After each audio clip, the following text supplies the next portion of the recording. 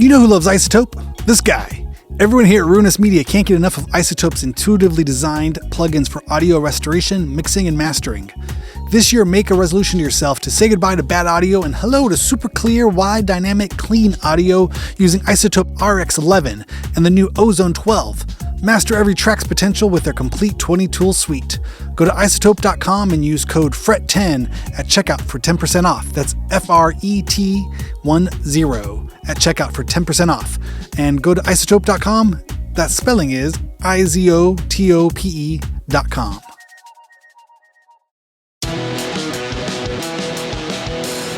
I'd like to welcome our newest sponsor, Schecter Guitars. This holiday season, go over to schecterguitars.com and see what high-quality goodies they have waiting there for you. Premium feel and unbeatable price. See why guitarists like Isaac Brock from Modest Mouse, Robert Smith from The Cure, and Ernie C. from Body Count all love Schecter Guitars. A wide variety of styles and builds with high-end components and affordable prices for touring guitarists. Built to last. Go treat yourself and try something new you've always wanted to check out. Schecter Guitars has it all.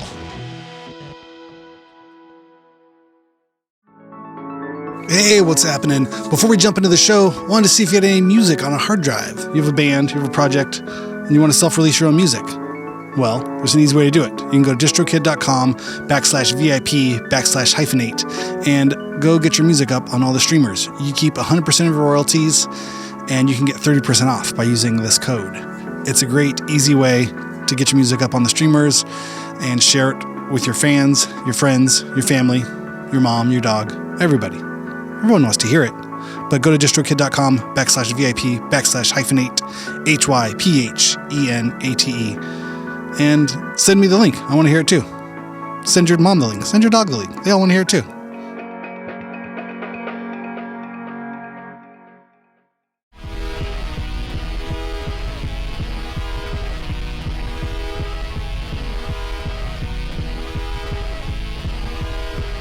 Hello, everybody. Welcome to Hyphenate Halftime. This is our wrap-up show. This is our in-betweener show that we do in between each interview. Every Monday, this is our show for Monday, March 9th. And join me, as always, on these halftime experiments and excursions is Mr. Aaron Farley. How do you do, Mr. Aaron Farley? Welcome. Hey. Two errands in 1 week. Two errands don't make a right. Yes, yeah. They do. Aaron Farley is referencing our interview last week with Aaron Espinoza. Yeah, the great, the wonderful, this is the all-seeing, the all-knowing Aaron Espinoza. This will be our episode of Aaron on Aaron. Yes, that could mean so many different things, but that doesn't sound right. We'll keep it clean. Yep. Keeping it clean. Yep. What's happening? What's new with you this week? Before we get into last week's interview, we can catch up. I just flew in, and boy, are your arms tired. Boy, are my arms tired. Yeah, no, I just flew in from the great Spokane, Washington. Whoa! What time was your flight? You didn't have the early morning one? No, we left at 12 something. We left it around noon. Oh, we got in at 5:30 to Ontario. Oh, right. This is with a connection somewhere in Oakland or Portland. Oh, okay, that's cool. We used to Seattle or Portland. Yeah, for some reason. My wife also just got back from Spokane this morning. She took the direct LAX flight, which is only 6 a.m. in the morning or 9 p.m. at night. Yeah, it's a weird one. Yeah, so you got to really. You've got to really want to go to Spokane if you want to go direct. That's only for the people who are passionate about their Eastern Washington state cities. You got to really want to be there, totally. on the border of Idaho and Washington. Yeah.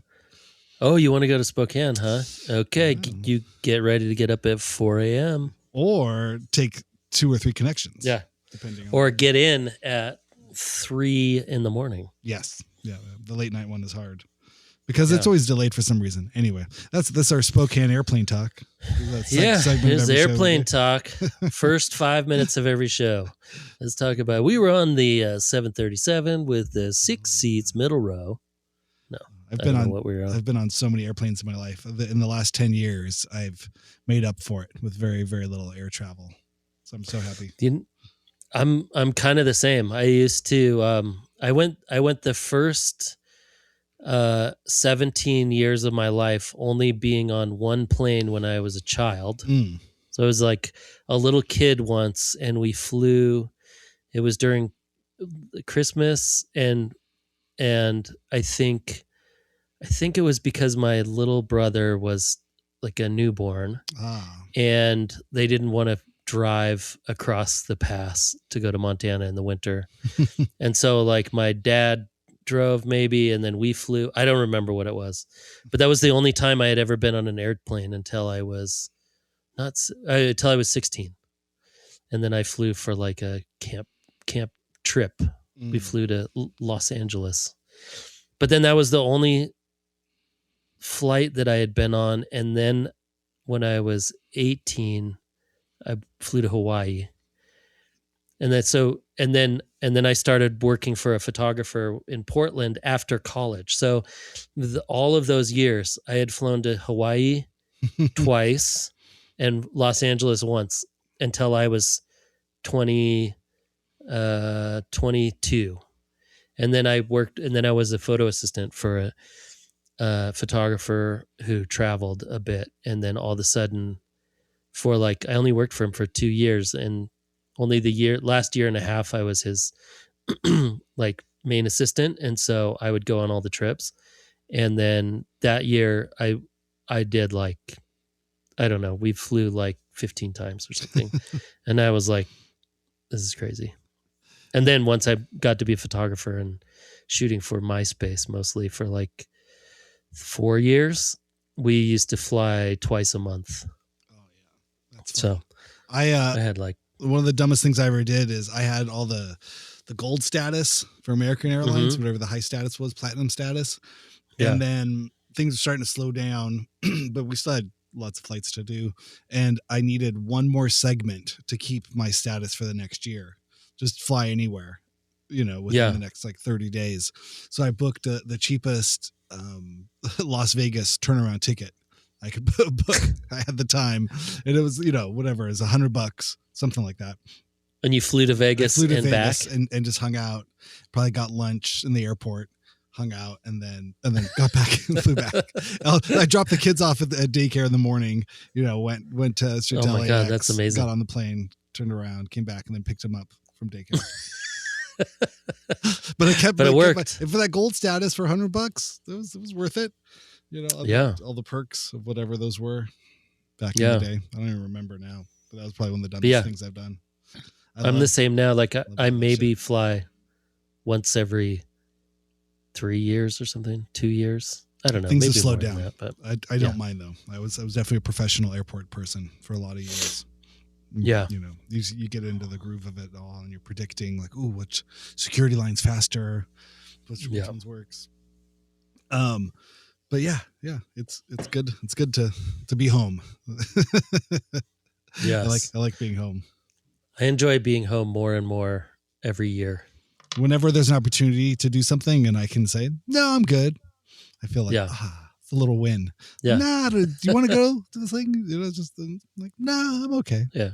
In my 20s, I'd say yes to everything. Like, let's go. Get on the plane. Let's go. Am I going to come back with the same amount of money I left with? Definitely not. Yeah, no.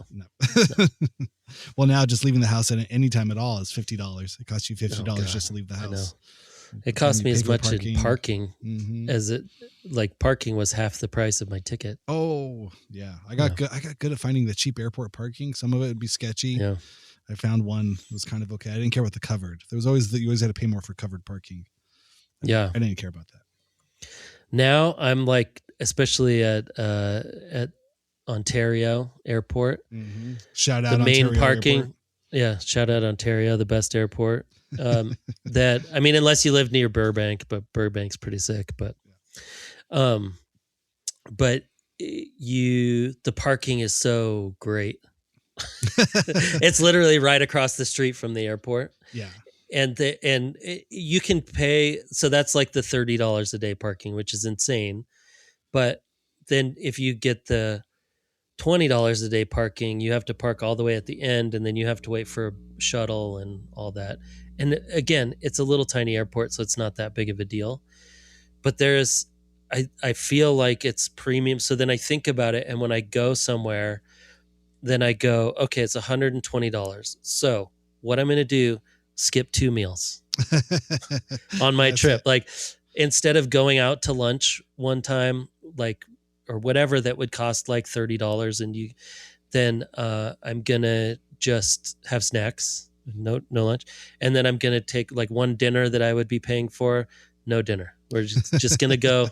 And then I'm like, okay, well, I make half of it back. And then I only paid $60 for parking. And I get to literally walk out the door and get in my car in like 3 minutes. Totally worth it. I think I'm there. I'm at the age. You can do the math. You know what? I can do the math. This can work. Yeah. I'm not paying extra for some crazy Mercedes or something. I have a car that is a low affordable payment, and I think I can splurge. I can splurge on airport parking. I am in my 50s. I can splurge on airport parking now. Yes, it's one of those. My back hurts, guys. Yeah. Well, the Spokane airport's so tiny too. Going from Ontario to Spokane is like a very similar experience. I mean, Ontario may have grown. Yeah, that was our tiny airport closest to us growing up. Anytime we could fly out of there, it was easy. It's probably the same size. It's nice though. Yeah. They keep it up real nice, and there's a lot of people there. Yeah, it's good. Yeah, there's baggage claim still outside. It used to be outside. No, it's inside a building. Okay, inside. They've got baggage claim is outside at Burbank. I remember that. Yeah. That's how you know you live in one place where it doesn't snow or rain ever. Like it's California and Hawaii. Yeah, you're baggage claim is that high. Well, you have done some traveling with Aaron Espinoza. Yeah, let's get into last week's interview. It was really fun. I had a friend reach out and say that they really enjoyed the interview and they were inspired by it. And Aaron's story is it's a funny one. You know, I knew some of the stories, but I feel like there's still like 100 more stories we didn't even get into. I think we just kind of scratched the surface with a lot of what he was doing. We hit the big points. But I mean, he's an interesting guy and has had incredible career. But you guys got to spend some time together. Tell me about the trips that you guys took. Well, because of you. Well, I was going to leave myself out of it. I remember the time when I gave you Aaron Espinoza's phone number. No, but because of your Danger Bird record, and then you brought me on to that to do Soundfield visuals. Volume 1. Yeah, Soundfield Volume 1 project. Yeah, and they were doing these really cool kind of artists. I mean, what would you call those artists? Kind of one-off. They were art projects. The Danger Bird world was funny. I mean, we think we kind of learned about it, but I that's really how I first interacted with Aaron Espinoza. He was sort of doing A&R and label work for Danger Bird, which was this thing. And there was an imprint called like Arthur King Presents, which was a sort of vanity project from the Danger Bird owner, where he wanted to make weird experimental, instrumental music. So he thought he would hire other people who did that and kind of put a series together, which was nice of him. I thought it was cool. Yeah. And they also did those, they did a lot of stuff they would do the movie nights where they would play a movie and turn the sound off. And then they would have a group of musicians improvise the soundtrack to the movie. And nobody, including the band, would know what the movie was. And then until it turned on, and then the band would have to play for the whole movie. So they were doing a lot of cool stuff like that. And so Aaron had asked you to make a record, and then you brought me on, which I thought was awesome to do. We actually didn't know what we were going to do, right? We actually started filming video before you even really had solidified what the music was going to be, because we thought that maybe you were going to use some of the clips, the video clips, right. As and part of the sound we were collage, going to, because it started as you out there with a microphone. Yes, doing sound collage stuff. Yeah, which was like a sound field idea. That's where the name came from. So and the coolest part about working with them, and I'll get to Aaron Espinoza in a second, but the coolest thing was we were sending them video, and they were just it's mostly Aaron, but was amazing. This is amazing. Yeah. Whatever you do it. And he is so open to we're here for you to do what you want. Do you need help, or do you want input, or do you want us to just production wise tell us what you need or whatever? So it was a very cool way to do a project. And then we did that project, and it completely changed from that to completely different. Yeah. Well, visually, before we move on to the next thing, though, too, I mean, I just think that first solo record I did, it was really funny because I didn't really know much about Danger Bird or whatever their record label was, and I didn't really know Aaron, but you and I had worked on a project in Mexico. You'd had this like multi gallery sort of like simulcast thing, and we drove down to Mexico, and that was really fun. I feel like that was kind of one of the early art things we did together, and I went and played live, and it was broadcast and kind of remixed and cut up, so the video was being sent via the web to these like two other different galleries all at the same time being projected there. And so when the internet was working, but that was a really fun project. And then somebody introduced me to these Danger Bird people, because I was doing kind of ambient experimental guitar stuff outside of No Age, and so I was introduced to those guys, and they were doing this thing. And in my head, I always envisioned it like as an art project. I was like, oh, cool, I could get this like record label to fund an art project. And in hindsight, it all makes sense, but I feel like it was convoluted at the time. I was just like, oh, cool. So I want to do like more stuff in the fine art world and do these kind of performances and this thing, and they'll fund that. And then, but it just wasn't going anywhere. I remember there was like a month or two where we just kind of kept talking, and you and I would meet about what the project could be, what it could look like. And then it finally like clicked one day when I was driving over to their like label house studio thing. And I was like, oh, you guys put out records. Like, let's just say all this art stuff we're going to do is like promotion. That's like a music video for the record. Like, I don't think I wasn't putting music first as a project, as part of that project. I always envisioned it as this, film, like video project with like performance art in a gallery space. And then the record, I was like, that's not the interesting part. The record, the record's just a record. But then I realized, like, oh, this is a record label and they pay for records. They have a budget to make records. So let's just say it's a record, and then they'll pay for that. And the thing, as soon as we did that, they're like, oh, okay, cool. Yeah, you need X amount of money to make a record. Okay, cool. Let's do that. And then all the money just went to, to pay you and to pay, for your time and equipment that we used to film all this stuff. Yeah. And that was also like, I think it was like 2018, and I was on tour, for the No Age record, Snares Like a Haircut. So I'd be home. I was like, okay, I have 2 weeks off in between these 2 legs of tour. Like, let's drive out to the middle of the desert at sunrise. Like, oops, okay, we got to leave a little bit earlier. We kind of missed Let's do it again. Okay. The sun rose basically like an hour into our drive of a 2-hour drive. Yeah. So, but that was really fun. And I liked how we kind of made it make sense. And like, okay, this sort of works in this way, but it's funny now still when I see like, like the record as like the focal point, I'm like, it's kind of missed the point in some ways, it's like, my hope was always for people to experience it in the way that, it was meant to be as this gallery sort of thing. But again, but they were really cool. Danger Bird people were really cool in helping kind of like, produce those art shows we did. We did one in downtown LA and one in Manhattan. In New York, yeah, and they were really cool. They like getting people together. Who was the video production person that did that? John, yeah, he was great. Yeah. He did so much great. It was amazing, and he had like synced up because we had three different screens going at the same time, but he had to sync them all together so that sometimes the screens were going differently, and then sometimes it would be like a full wide panel of all three screens. Yeah, that was really fun. I mean, it's super fun. And it was a year, maybe more than a year, probably about a year. And it was super fun. And Aaron was like the catalyst of like, I feel like he was the one that was always like very creative, always had an opinion, like he knew kind of like, he wasn't afraid to go like, guys, I don't think this part is working, but like this is working really good or whatever. And then he also was like an amazing cheering section to like when it was getting tough of like, no, this is looking great. Let's get together. Let's talk about it. Let's like, what do you guys need? Like, we got this thing, like, and he was so like, he was always so good at pushing the artistic part of it. Like, and not just going like, well, it is a label and we have to be conscious of the, you never heard that from him. He was like, it's like not getting more money or something like that, but like finding out ways, like, what do you need? Like, you've always felt like if we were like, Aaron, we need another hand doing this thing, he'd be like, I'll be there, Yeah.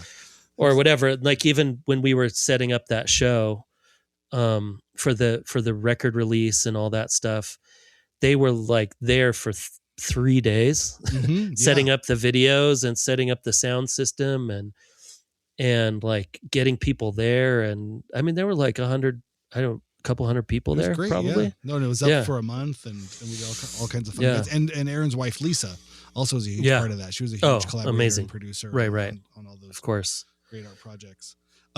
So after we did that record, Soundfield Volume 1, with them, and you and I worked, it was basically, I felt like you were in the band. It was a collaborative project. We did all we did all the record art, and everything, and the zines and all the fun stuff that we got to do for that record. We did all that all together, but it was cool because then you met all those Arthur King and Dangerbird people. And they had other projects, right? Yeah. And so, they had just Arthur King, the band, and which would go around and do kind of these live installations, I guess what you'd call it. And John was doing the video. He was doing like this kind of video component of everything and video mapping and whatever the space was that they were doing their installation. And then they would do like a 2-hour long, just depending on who was kind of in the band at that time, would do kind of a 2-hour long session of music and videos that were shot on site and then projection mapped onto, I think the first one they did was at a barn out where John Schlew, where he lived, where he grew up, and they kind of did the whole thing there. So Aaron actually asked me to come in and help them edit together like a video, like a promo video for that one. And then while you and I were working on the Soundfield, he was like, "Oh, you're editing. Do you think you could edit this thing that John did?"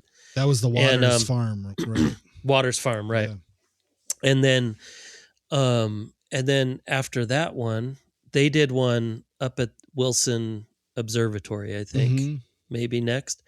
And then they were like, "Hey, would you be interested in coming, like doing some video with John?" Or because I was doing these kind of doing photos of just like abstract photo stuff. And they said, "Hey, would you be willing to come along and maybe document this with photography, but then also add kind of a photography element to the project?" And I was like, "Oh yeah, that sounds awesome." And then a month later, they're like, "Hey, so we're going to Chile." Right. in like a month. Do you want to go? We're going to do an installation, and we're going to play inside of a copper mine. Oh, right. In a working copper mine in Chile, in the what is it called? Atacama Desert, which is way out, which is crazy because it's the same latitude, I think, south as Palm Springs. And it looks like Palm Springs. It looks like Palm Springs if the mountains were like twice the size, but the rocks, the sand, the foliage, everything looked like kind of Palm Springs vibes. And so we went there and we were in this copper mine for like 5 days. We stayed at a little hotel at the bottom, kind of out more close to the town, but then we'd get on these buses and get shipped up to this copper mine every day. And we just walk around. Those guys were kind of figuring out where they wanted to perform and bringing in generators for the sound. And they were recording it too, so they had a guy that was recording it and then where they were going to play. But then for like 2 or 3 days, John and I would just roam around, and he's taking video and I was doing photos, but then also shooting some video, and it was a trip. It was very weird because I kept thinking also, I'm like, I'm doing a horrible job because like, what am I supposed to be doing? Right. And this is where Aaron comes back in. He's like, you're worrying too much. Like, there's nothing to worry about. Like, just take photo. Like, what's the photo project you want to do? And I'm like, I don't know. I kind of have maybe these, like I brought these kind of, these bright colored panels and that do this reflective quality. And he's like, yeah. Awesome. Do that. And I'm like, well, I don't know if it's going to go with it. He's like, dude, you're here to do a photo project also. So you can document us when we're doing our thing, but like you go out and do your thing. So that can be a part of the project. And then that stuff ended up being like part of the album artwork. And then when they did the installation, I think it was just at the Danger Bird Studios. I don't remember where that one was. I think it was at the Danger Bird Studios. It's like my photos were like popped into the videos and they would like come in and out. And then I also documented it. So then I have photos of all of them playing and photos of John's crazy projection mapping that he was doing. And yeah, it's a trip.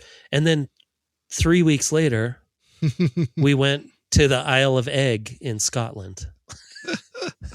And I was like, is this going to be like a real thing that this just keeps happening?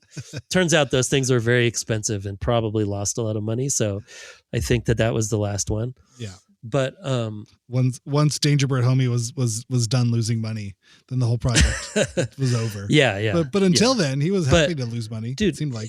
But it was also, he was also like, I mean, all jokes aside, like, it wasn't like, oh, we spare no expense, but he was like putting together a budget so that it would be like, we're going to get some good, like, this is going to be a great project and everyone's going to have a comfortable place to stay. So we're not like camping or something. Yeah.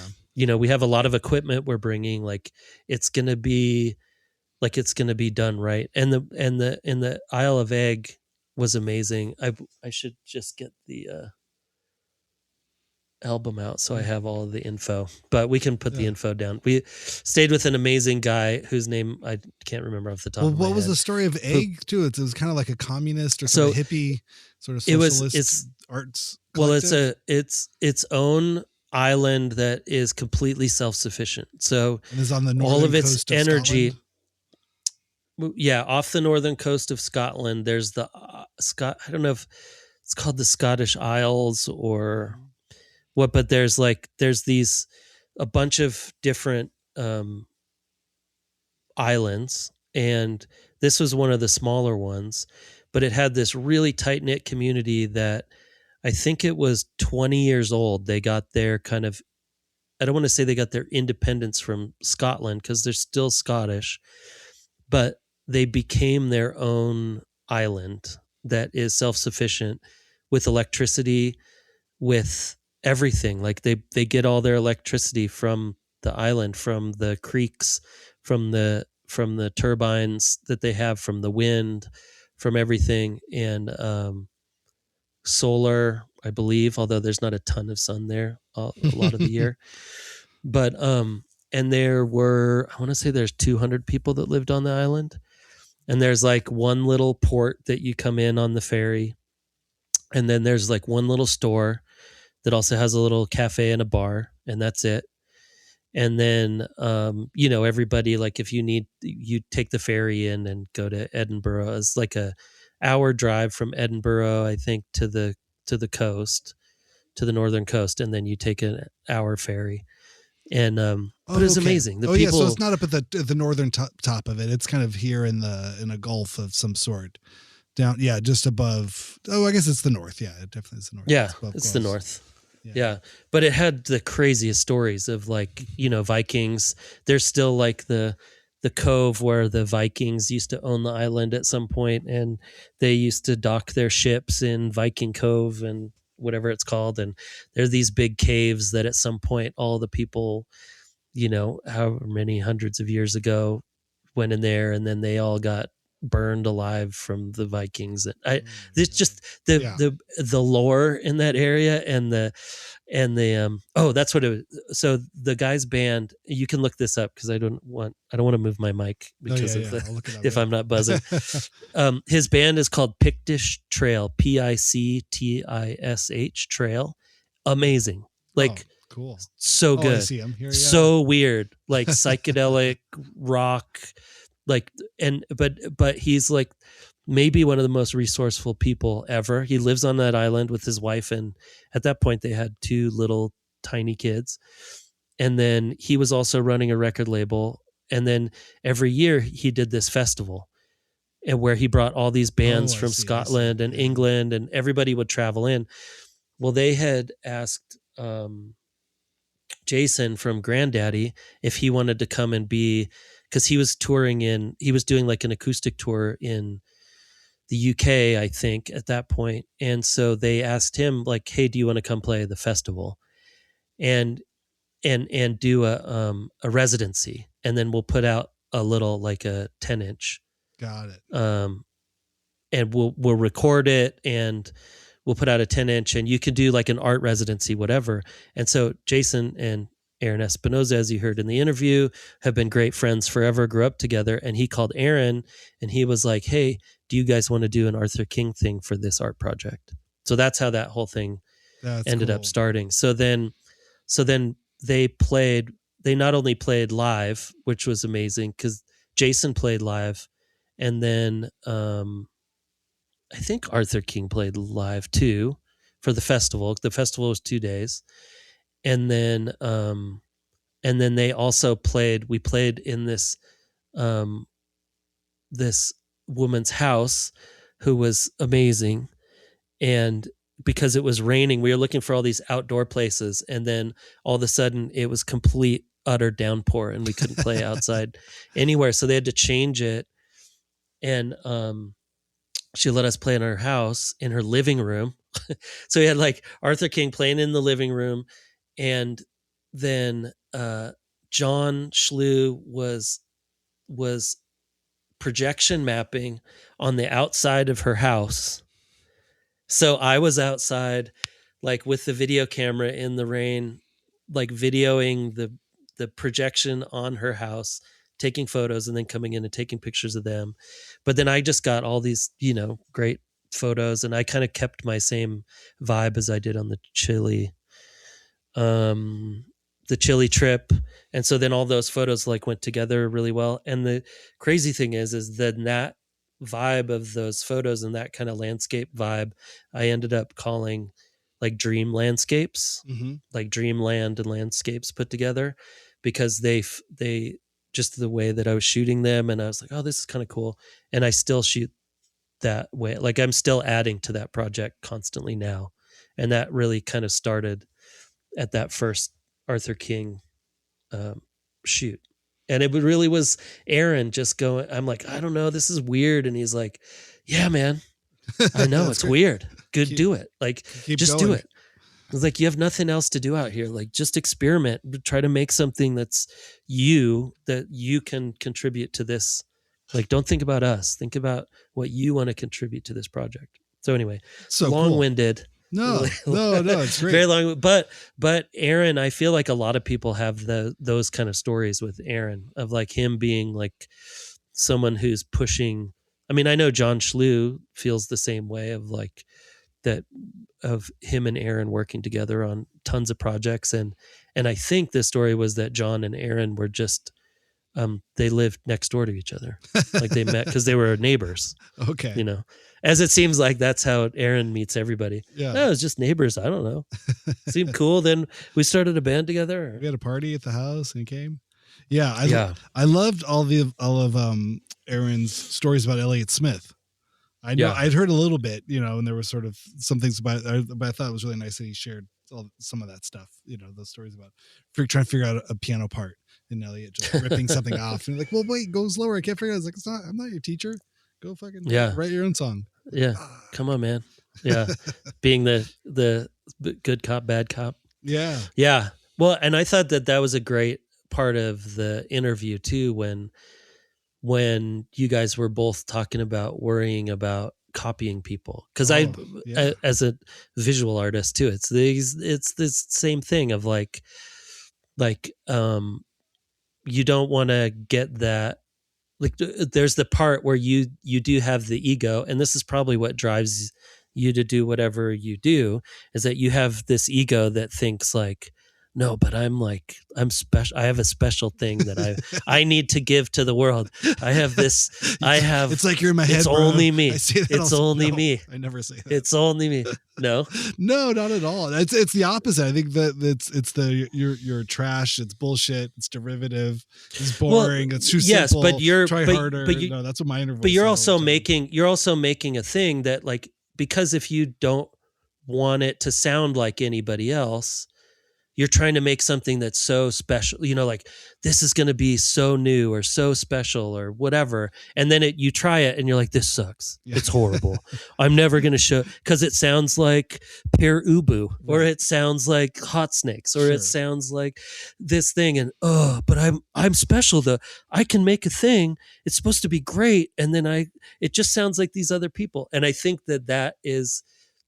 that's like the ego thing that gets you in the door to make, to even think that you should be on stage playing something for people, which is kind of a ridiculous thing, but until you do it and you go, oh, this is the most cathartic thing you could ever do, is to like put the wall down and just go, guys, I'm just doing a thing. And this is actually, watch me have fun for an hour. This is really fun. Yeah.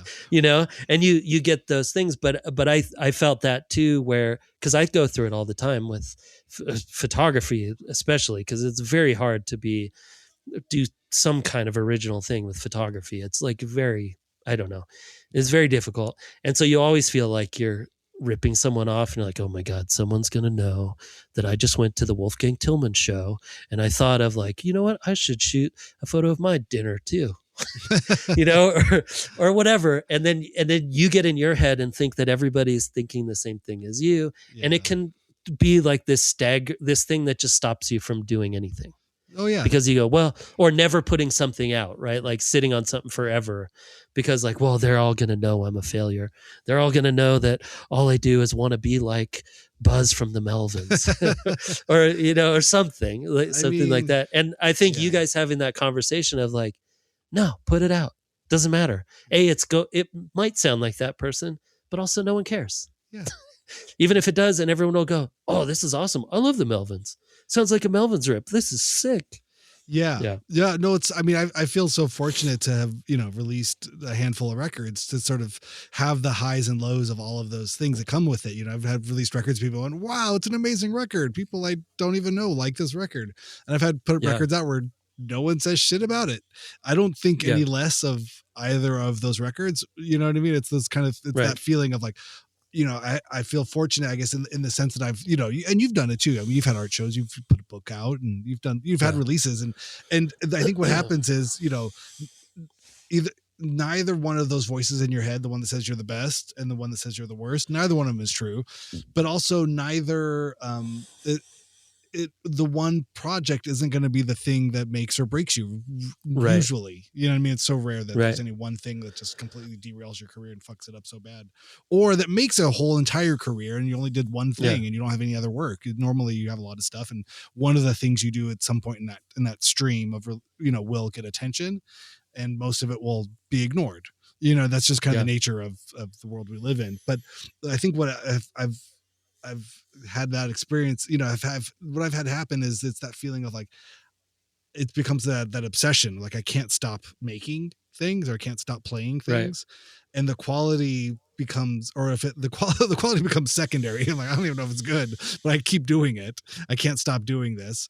And then the release of it is just the like, well, if I'm making it, I want to share it. And again, it's that feeling of like, I don't know if anyone's going to like it or not, but again, I can't stop. The drive is stronger than the fear. The drive to just make it is stronger than the fear of failure. I think there's like a critical mass that reaches like, I just keep making these things. And and it would be fun to release it, or, try to keep the momentum of anything, of somebody saying, do you want to do it? And just say yes to things like, let's do it. Let's do it. Right. I don't know, but yeah, it's a bigger conversation that I think everybody has it. And I think it always feels like somebody else, some other artist knows what they're doing. And I've, in the 3.5 years I've had of interviewing artists of varying degrees of success or popularity, like no one's really got it figured out.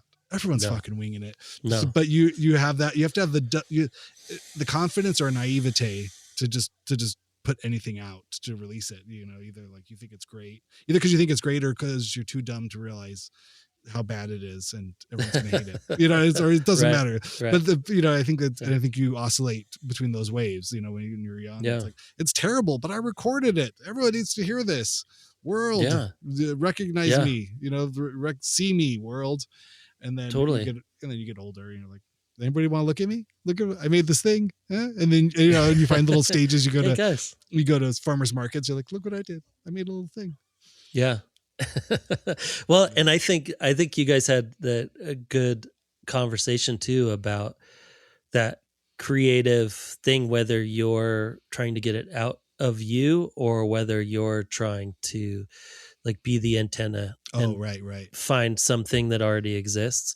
But I feel that way too, in the sense that when I'm working on something, I mean, for example of like trying to learn painting right now, like I'm kind of spending the majority of my time creatively trying to learn painting and trying to not get like, when I'm having bad days, to not get like, not take too much time off, like forcing myself to have kind of some kind of creative output, whether it's good or bad, and loosening things up and doing all these things. But I do find myself working better when I'm letting things go a little bit, and also, but I do find myself like my brain thinking of things all day and like kind of going through almost like a Rolodex of ideas, even when I'm not thinking about that specifically. And then something will just pop into my head and go, oh my God, wait, I need to use the ink on that thing. That's what it is, or whatever. And and so it does feel like there's a little bit of the like, I'm going to make this happen, but that kind of never works, right? Like when you're trying to force it in, you're like, oh, this is not working. And it should work. There's a path, and you're just like, the map is not there at all. And then you just go, oh, whatever. And you leave. And then the next day, or you're sleeping or you're laying down and you go, wait, that needs to go from a B to a C instead of I'm doing the wrong changes or whatever from musically, or you're like, oh my God, I forgot about that brush that I was using, and it's those times where you aren't thinking about it. A lot of times where there's those little switches go off. Totally. No. Or you show up and there's someone else there. Musically too, I think like you show up and someone's playing a song you haven't heard forever and you go, oh my God, that's it. That's the thing. Wait, hold on. That's the direction. And there are those creative things that are coming to you. I think it's important too, is to wear many hats, to be a hyphenate in your own creative process, because to look at things from different perspectives, I guess is what I'm saying. But in a way of like, there's the creative spirit, at least like for me personally, there's the person who just needs to create without critic, without editor. Right. I just want to create. It's all, and it's, I'm relatively, aware, or I'm looking for an inspiration, but it's the creative spirit. It's like, it's not all terrible, but it's all not all good, but I just want to make all this stuff. I just want to get it all out of me. Here's all the stuff I'm hearing in my head. Here's all the stuff I think should be in this thing. And then come back to it the next day or the next week, next month, whatever. And then have the critic hat on, and just listen back to it and go, oh yeah, that's all that low end needs to get out of there. There's all the bass line doesn't make any sense. That doesn't sound confident. It doesn't sound like it belongs in the song. Or this part of here, there's like 6 of them. Pick one. It's too busy. But at the time, the creative, part of my brain just needed to get it all out there. And then, or sometimes it's like, oh, what the hell was that? I don't even know how I made that. I'll go back and listen and like, I put 14 things on top of each other and it sounds insane. I'm just going to go ahead and like group those and lower them a little bit so they sit right. Okay, now it plays with everybody else in the group nicely. but again, I wouldn't, if I kept switching from creative to editor, creative to editor, creative critic, I would be tripping over my feet. So it's like finding a process in your own practice of like, here's where it's all, it's a fire hose. At least this is how I feel for myself. Here's the fire hose. Everything gets covered. It's insane. It's everything from the kitchen sink is on there. And then I come back and then I go, oh, okay, let's start shaping now. And then it's a sculpture and you're removing things that don't belong there. Because my ears will hear it again and be like, I hear what I like about this. I know why I made this. Like, I recognize that person who made this. I know that guy, but what he didn't hear in the moment, he was for the forest, for the trees. He was too close to, there's all this stuff can be shaped now. And I'm glad, and I'm always glad to have more material than less. I mean, it's the same with the editing or shooting film or making any kind of art. Is if you have the ability to remove art in your practice or remove content or pieces or do a little cleanup and a little bit of structure and for reframing. That's the part that makes it good. A lot of times that's right. What defines the art. It's like, it's not just a collage or it's not just a stack of paintings. It's like, no, now I'm going to go through and I'm going to put a frame on it. I'm going to mat it. I'm going to get the process, the type of, whatever the printing it is, it's whether it's glossy or matte or it's the finish or the color, the printing. It's like, it's a whole other side. And now there's the presentation almost in some ways. Well, and I think that's interesting too, to think about it. Like there's two different sides. There's the art, or there's the creative side, and then there's the editing side. And it is true that as you do something longer and longer, your editing lens gets sharper and sharper. Yeah.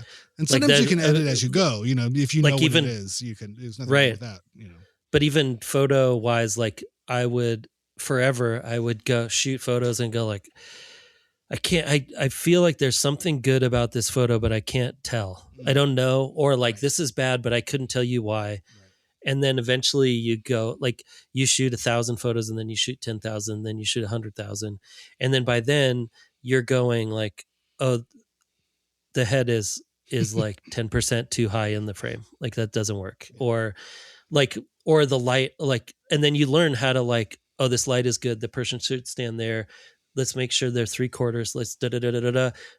Boom. Okay, cool. And you can move on. And you shoot one photo, but it has those years, it has those 100,000 photos in that one click you just took. Right. The reason it looks good is because you set it up, right? Because you knew. And you start knowing like what lens, but also just with your style too. Mm-hmm. And that's what I feel like. Even with photography, it's like I would forever try to shoot someone else's style. Like, oh, I want to shoot photos like this person, and it just never worked. And then I would be like, I feel like I used the same light. I use the same colors. I use the same, and mine just looks like darker and moodier. And that person's looks brighter and lighter always. And mine always looks dark and moody. I don't know what I'm doing. And I'm like, well, maybe I'm just a little dark and moody. I think like that just might be it. Like, it's like there is no distortion on everything I do. And I hear other people's things that are so clean. And then I go back and listen to anything I do. I'm like, why is it so distorted? And it's like, I think I like it that way. I think the person it just who has makes to this be music that way. likes the distortion. Right. There's no real belief in that. Yeah. Right. And you start finding those things, and then you go back to the old stuff and you go, oh, right. That's why I was so frustrated with this or with painting or whatever, because I was trying to make the cleanest lines ever. And I'm horrible at making clean lines. And it's not even that I don't have the skills, but it's just that it's not in me. If you don't have the desire to do it, to take that time and patience, if that's not like, I don't have do you know Steve? Do you know the artist Steve Harrington? Yeah. Do you know Steve? Right. Yeah. So you know him and his line, like, it's very illustrative, but he hand paints a lot of the stuff, and you watch him do the black lines where he's just painting these black lines. And I'm like, even if I had the steadiest hand and the steadiest everything, it would never, because he's that guy. Like everything he does is perfect. Like the colors are perfect. Everything, he's just like that guy. That's like, he's so well put together with all of that stuff. And it is all about like perfection. And like, even if I spent 1,000 years trying to do that, even if I could do the same perfect lines, it would look like trash because it's me. Because I'm not put together, and like I need like chaos and craziness. I need things to happen on accident and figure things, Yeah. And once I started doing that with even painting, I realized like, oh, I need like chaos and accidents and then I can try to fix little things. But I was trying to paint like someone else, and I was trying to make these like really nice lines, and they look fine. But I'm like, I can't even tell why it's different from these other people who I'm kind of like inspired by. But I'm like, oh, it's because I'm not that person. Whatever that means. Wait, and I think that is the creative. Did you say thing. Steve Harrington? Do you mean yes? Are you talking about Keith Haring? No. Steve Harrington. From LA. From Stranger Things. No. Stephen Harrington. The artist. Do you not know him? Maybe I don't know. I feel like you would know Stephen. I feel like I keep in my head. I kept picturing Keith Haring. I was like, okay, yeah. Keith Haring. And then I was thinking of, and then I was like, wait, Steve Harrington's a character in Stranger Things. Yeah, different.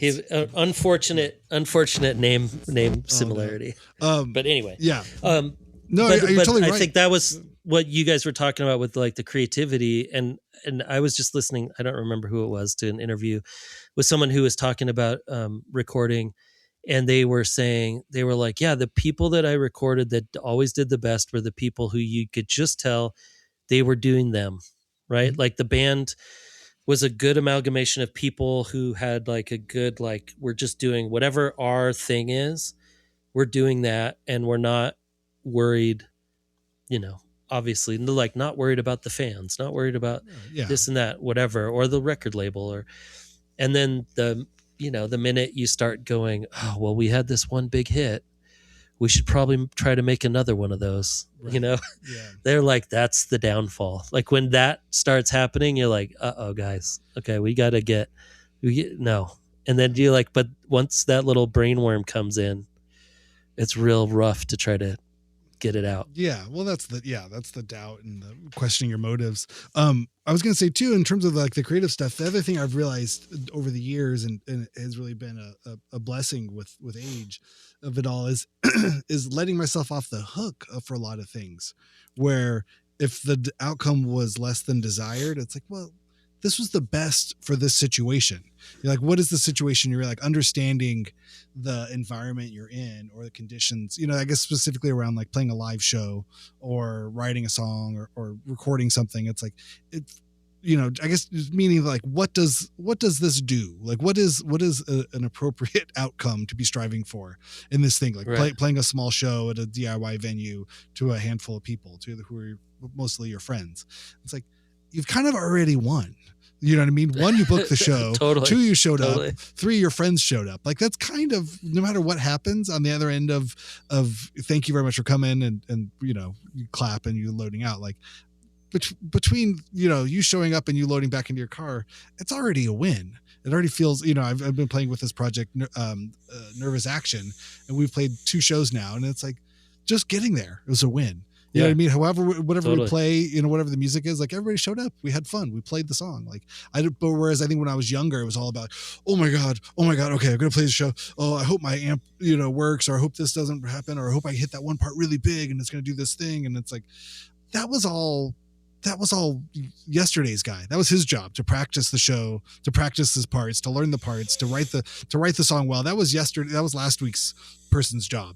Now my job tonight is to come out and have fun and play a show with my friends on stage and my friends in the audience. Like, if that's possible, if that's, barring the building falling down around you, but even that would be a funny story. There's really nothing that can go wrong. Once you're at a show on stage with your friends and you guys are all getting along and everyone's in the, and your friends are in the audience, maybe there's some strangers you don't know, or maybe they're all strangers, whatever it is, it's like, you've already kind of won just by doing that. Anything that goes wrong is just part of the experience, or if anything goes right, it's like, oh, you never know what's going to happen. But but if it's a good show or bad show, that happens months before you play the show, in terms of what you're doing on stage. That's if you wrote a good song, and if you practiced enough with the band, and everyone plays the parts correctly, and you practice the shit out of it, and everything does it, and then you get up there and someone's amp blows up. But your job is to have fun. Now your job is just to have fun on stage and have fun with your friends. And so if this, whatever happens, it's not a bad, it doesn't make it a bad show. I guess in my experience of all these years of playing, decades of playing music, it's like, I didn't have that clarity to it. You know what I mean? So it's like, I very rarely, will ever tell myself, well, that was a bad show. You know what I mean? It's only a bad show if I wasn't having fun, and that has to do, and that's me. If I'm cranky or something else is going wrong in my life, or I'm upset or confused about something, and then I play a show and I don't, I don't know, whatever that part is. If I can't figure that out, or I let that get too much into my head, if I'm on stage, I'm worried about something else that has nothing to do with being on stage. Right. But I think it's also, the equipment or whatever it is you have, it's like, this is the best that's going to sound in this room. Like, I think if we, you make the little adjustments, or this guitar, this amp, or this thing, or my voice, or whatever it is, equipment is like really knowing your equipment, but you only get that through the 10,000 hours of experience, or really knowing your stuff. It's like, this actually sounds pretty, someone might come in and go, oh, this sounds like shit in here. And it's like, you know what? For a big boxy room with tons of echo, and a thing, and that's, I bring that to how I listen to bands too, or how I see art, or listen to a record, or take in the art too. It's like understanding the context, it's like, well, yeah, this room is a big, weird room, and that band, it sounds good for being in a big, weird room, or this is a tiny, small room, and that band sounds like, what I mean? Like knowing the context of how those, at least in the musical sense of it all, it's like, I don't know. I just feel like that's another aspect to all of this sort of stuff of feeling good about what you did, or judging yourself too harshly or not. It's like, you don't even know how to judge anything. You don't even know what you're doing. You've never played a show before. Like, how can you know this was a bad show? Right. It's what do you mean it doesn't sound good in here? It's like, nothing sounds good in here. This sounds great. This is a horrible place. Yeah. What are you talking about? How are you this is the worst sounding place you could be in. Yeah. You have one vocal monitor that no one else can hear, and you got a PA that's pointing in two different directions. And it's not going to sound like $1 million of PA equipment in a giant stadium, or at a perfectly tuned theater show, or whatever. Yeah. You know what I mean? Like, you have to know what you're dealing with, and adjust your expectations. I think that's such a huge part of playing music, or but that can be applied to anything. You know what I mean? It's like, no, I'm working with 99-cent store watercolors on this piece of notebook paper. Yeah. It looks cool for that. It got my idea down, or I'm just jotting on the back of an envelope, and I'm just going to sketch this thing out. And it's like, well, yeah, that's great. That's not the final thing that's going to hang on someone's wall, probably, but it's going to get you to somewhere else, and not judging yourself for every time you do something and be like, Yeah. Well, and I think creativity, or creative aspirations of music and art and all those things, they really are, at the end of the day, they're about building a community. And that's what it always is, right? It's like you write songs because you feel like that's a way that you need to communicate your feelings, or you just want to, it's just, you want to make people sing, or you want to inspire someone to do it themselves, or you want to make the biggest hit ever, whatever. But what you're trying to do is you're trying to build a thing so that you can go out and show those people, other similar minded people, to gather a group together that all likes this kind of music, and maybe play with a couple other bands, or and build this community of people who all want to do this same thing. And you guys can all support each other and hopefully live off that kind of thing. Totally. Right at the beginning, right? Yeah. And that's the same thing with art. It's like, you do art and then you go, oh, I'm too embarrassed to have an art show. But, oh, I met another person that does art too. It's like, I'm going to show them my paintings and they're going to show me theirs. And, oh, we're going to trade paintings. And then, oh, I traded paintings with these people. And this person goes, hey, my friend it works at a cafe and they said they want art on the walls, and he's going to book a show. Like, what's a show? What do you mean book a show? Yeah. Oh, you just put your work up and then the cafe takes 10%, or they don't even take anything because they just want people to come in and they want it to look cool. They want the walls to look cool. And then you go, oh, this is a thing. Oh, I'm going to find my other friends. And maybe my other friend at his loft can have a show, or, and it's this finding people. It's like this, and creating a community of like-minded-ish type of people, some of the people that like the same kind of, at least one part of their thing. Mm-hmm. Movies are the same way, or films or whatever. And it really is about community building, which is, I was just thinking about this week with all the school stuff and everything, and thinking about the fact that, for years they cut music and art out of schools for a long time, in the idea that it's like, no, we're trying to get STEM and STEAM and all this. But I do feel like really that they're like, that's the only things in school that build communities outside of school are creative things, right? Like doing band and then starting a band, doing art and then becoming an artist and communicating and being political and doing creative things and all that. Like those are these things that are like very creative, very specifically creative. Like obviously the humanities has a very creative aspect and organizing, and English can be very creative, and but that's something that doesn't get put off as like a extremely creative thing. It's more rigid and academic, where like art and music are very kind of like not rigid, not academic. in grade school and middle school and high school, it's supposed to be fun and exciting and become creative. And I feel like after the 70s, they were like, we got too many creative kids coming into college right now. We need to get some, like I feel like some of these math kids took art when they were young and maybe have some empathy. We need to get these empathetic weirdos out of the school. And because I do feel like that now, those are the things, even when I have teachers come into class, they go, oh, this must be so fun. And that's the first thing. Like, this must be so fun to teach. You know, not that they don't like teaching their thing, but I'm like, well, it's pretty stressful. There's a lot of stuff. But like, yeah, it's super fun. Because I get to watch kids just go, oh, I never drew a hand before. This looks pretty good. I'm like, yeah, it does. And your first ones looked horrible. And these looked... And like 3 weeks later, you're actually going, oh, right. There's like, you can do your knuckles and you can, you know, or whatever. And that kind of creative thing. But I was thinking that I was like, oh, I wonder if that was kind of a part of like, we have too many creative, thoughtful kids in here. Like, let's get rid of these thoughtful, creative classes and just have them do math and science. Because we can control that. Like, we can control what math and what science and what English they read. You know, like we can ban books, right, but we can't like ban some type of art. We can't be like, oh, you're not going to defund it. You can't like, it's just way too open and airy. Like we're going to ban political statements in art. Like, what are you like? Well, nope, that's not going to work. We're just going to ban art. We're going to just completely defund it. Yeah. But that ability to think creatively, you know, can apply across all kinds of thought problems. I mean, this is, oh my God, it's so helpful. Or to think critically, to understand what it is you're looking at and why you like something. Like, why do you like it?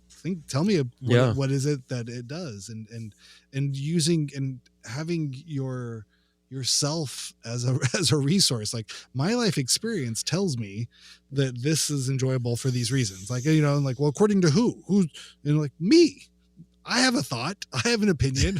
I'm a young person. I'm a student. You know, I'm young, right? I'm under 18, but my life experience validates me to hold an opinion about art, about the world, about politics, about all. And it comes with a limited amount of experience. Maybe your experience isn't has many years as other people's experience, but still to build that trust and confidence in a young person to apply their point of view to the world and not just regurgitate something else out, or, well, the book said I should say this is the answer, or my teacher said this is the answer. It's like, well, right, but what do you think? What is it? Is there a free thinking person in there? Like, based upon all those things that people have taught you and told you that are correct answers, now how do you apply that to your own way of thinking and just building that as a muscle? Because once you get out of school, it's just you. There's no teachers telling you the answers anymore. There's no, you know, your parents may or may not be around, or you may or may not trust what they say or like what they say. And like, you got to come up with an opinion about a lot of things, you know, in terms of where do you live? What kind of job do you get? Why are you happy? Like, do you like this? Do you even like any of these things? Like, those are critical questions, right? And I think, you know, in one way or another, the creative mind or that muscle you have, like, you exercise in a creative space, hopefully gives you that, you know, it's your first taste of that sort of thing. Of like, I don't know. Just trusting yourself. Yeah. Trust yourself. Trust yourself. And trust Aaron Espinoza. Yes. God bless Aaron Espinoza. Yeah. I'm so glad he's doing Early Martin. He's out on the road. And I like the living room shows. Was he talking about this living room show? Yeah. Thing? Yeah. Totally. Yeah, it sounds like a lot awesome. of fun. Oh yeah, and all of us Lou Barlow time. Have you ever hung out with Lou Barlow? No. Me? Yeah. No. Oh, okay. I don't know. I feel like he's around. I've seen Lou in a lot of places. Have you? He doesn't live in LA anymore. Yes. Yeah. It was on the road. Maybe I have. I don't even know what he looks like. Yeah. He's a big, hairy man. Long hair and a long beard. Yeah. I'll close out with this Lou Barlow story. Yeah. This was before I was sober, and I had bought weed in Amsterdam, and I was never really much of a weed smoker, even at my craziest partying and drinking thing. Weed was never a thing for me, but I liked it. It was around. I wasn't against it, but I remember I had a bunch of weed and I didn't really know how to roll a joint. And we were in Prague or somewhere in the Eastern Europe area, somewhere. And we were playing this squat, and we had to fly out the next day, and I had a lot of weed. For me, I don't know what I considered a lot of weed. I don't know, it was in a baggie, and I was trying to maybe I'll roll it just a big joint, and I'll just smoke that. I'll just crush it all up and put it in a paper I have. And Dinosaur Jr. were playing the bigger venue in the same squat complex or same arts complex, and he was loading, we were both loading out, and I'm like, oh, okay, I'm going to smoke this real quick. And before then I'll go to bed and we'll fly home. Cause I can't do anything else with it. I'm not going to throw it in the trash. Let's figure out what to do with it. And Lou walked by, and we didn't know each other well, but we'd crossed paths in different tour backstages. He's like, hey, you need help with that? Cause I'm just dropping stuff. I didn't know anything. I was like, yeah, I don't know what I'm doing. I'm always like, hold on here. And he just took it and rolled the fattest joint. He could have just rolled all of it and figured he probably pocketed some too. Like, here, this will work. And we smoked this really big joint out by the back of the buses and trailers and vans and stuff but it was in this squat where it was it just looked like it was built in the 80s by punks, and it was they'd taken over a factory and then now put in these big venue spaces and small space and bars and squat kind of vibes. It's just your kind of Eastern European squat punk venue vibe, and it was really fun and funny. And I remember just getting super high with Lou and just laughing our asses off. And oh my god, that's hilarious. And somehow then I woke up the next day, got on a plane, came home. Feeling fine, just fine, I guess. Yeah. I don't know what it was. Yeah, fine to wear whatever. It's a relative term.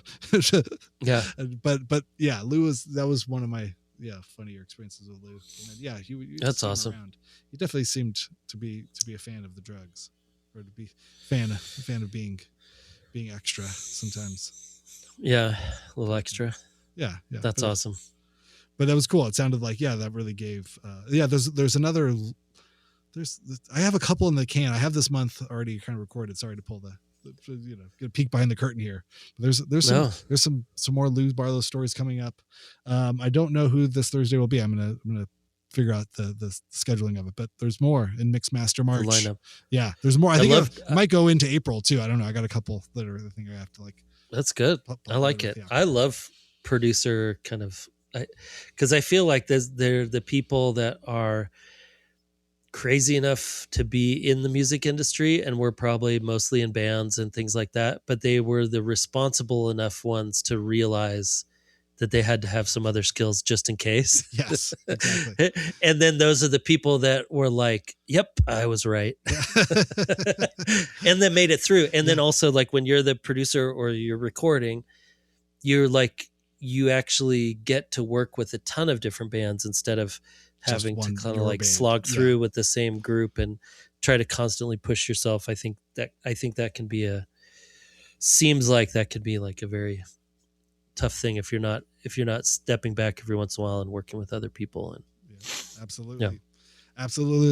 All right, everybody, have a good week. I will see you on Thursday. We'll be back here next week. Thanks for listening to Hyphenate. You can find us Hyphenate halftime at gmail.com. Put us on some funny email lists. It'll be funny. See, put our name down on whatever next email thing you have to sign up for. Hyphenate halftime at gmail.com. You can also send us a message. Let us know what you're up to. If you've got music coming out, I want to hear it. That'd be fun. I want to hear what's going on. Also on the Instagram at Aaron Farley and at Randy S. Randall. I think one of your students might have found the podcast. Did you see this? Oh, comment? Yeah, they did. Yeah. Is this a problem? I talked to them. Is this okay? Is this a bad thing? Good thing? I can't tell. No. To be determined. Yeah. It's to be okay. To be determined. He looked like a football player. One person. I clicked on his profile. I'm like, who's this kid? Yeah. He's someone that went to, yeah. Okay. No, it was. I didn't actually talk to him, but then someone else came in and was like, Mr. Farley, I heard you have an Instagram. And I'm like, I do. Yeah. And then he was like, and I just sit there and he's like, oh, so? Really? So you're and like, I'm like, you're a human being. So I'm like, listen, I'm a human being. I put art up there. Don't make me make it private. Yeah. I don't want to make a private. I don't want a private account. Yeah. I don't put anything weird up there. No. But I also like don't want to block people and whatever. But I'm like, you know what? Like maybe I should block people. Although the problem is, I feel like if I blocked people, then they'd be like, okay, 40 people, like go, like it would just become. You're gonna up the ante of it all. Yeah. Yeah. Well, like don't make this weird, guys. I'm this is why I don't. This is why I don't outside the classroom. It's fine. Yeah, this is why I don't curse on the podcast, just in case. I don't want to get clipped, my friends. There it is. I don't need to get clipped. But in the same way, though, would they expect people not to cuss outside of work? I don't know. It seems like it's possible. Well, no, but it's all recorded. Again, it would be. Yeah. You're expecting middle school kids to think that everybody has. Don't you remember seeing your teacher like at the grocery store or something? And you're like, whoa, wait, what? Cognitive dissonance. And it gets all weird. Yeah. Yeah. I've seen a couple kids at the grocery store and they're like, hey. And they look away and I'm like, dude, we were just talking like 45 minutes ago in class. Like it was nothing. Well, that's the other thing. The other side of it too is you kids are the wildest people and say the wildest things to me on a daily basis. Oh my God. And God forbid I say something on a recorded podcast that's outside of school, has nothing to do with school. It isn't sponsored or sanctioned. It has nothing to do with anything to do with any of that. Yeah. But you do have to sign the amount of things you hear coming out of those kids' mouths all day long. Like, okay. Yeah. Fine. You do kind of have to sign some stuff that says like you're representing, not that you're representing the school, but just know that your personality or your person outside on the morality internet clause is yes and yeah. I mean, it's not specific, but it's more like, hey, don't be sketchy on the internet, bro. Sure. And that's good advice. That's good advice to anybody. That's good advice at all times. Yeah. But more just like that kids can be pretty devious at times and be like, hey, send this to the kid that makes funny edits of things. And make it look like he's saying something he's not. But whatever. Again, we live in this world where the AI capability, you know what I mean? Like you could have the squeakiest, online thing and they take a picture of you in class and do like whatever, a million things to you. You know what I mean? It's really I know. Plausible deniability. I'm surprised it hasn't happened at this point. Me, like someone. It's everybody. Someone knowing that they could, although they all know we have a pretty strict no phones thing and kids get in trouble. Yeah. I mean, constantly they all have their phones, but but they can't use them, they have to have them in their backpacks, or whatever. Yeah. But I am surprised that there isn't more like people shooting footage of teachers, but there's like a very strict policy. Like if something like that got out, it'd be like, well, what chair did they shoot that from? I can tell. Mm-hmm. I could tell because where they were in the room, I would know who it was, and it would be a pretty big punishment. So, but yeah. All right. Be good online, everybody. Yes. Believe everybody in yourself. Be Speak angels. Truth, Everyone be angels. Be decent people. Be decent to everybody else. I mean, that was the whole big thing of everything being anonymous. It's like that doesn't even count anymore. Just don't be a dick. Be nice. Yeah, it's true. Be nice. Be nice and be kind. There you go. And support local arts. And yes, defund ICE. Can we say that? I said it. I said please. it. Okay. All right. Yeah, good night. Defund ICE.